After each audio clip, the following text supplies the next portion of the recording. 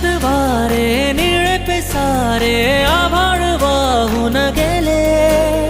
तुझ्यात मी अन माझ्यात तू, कसे दोघात जग हे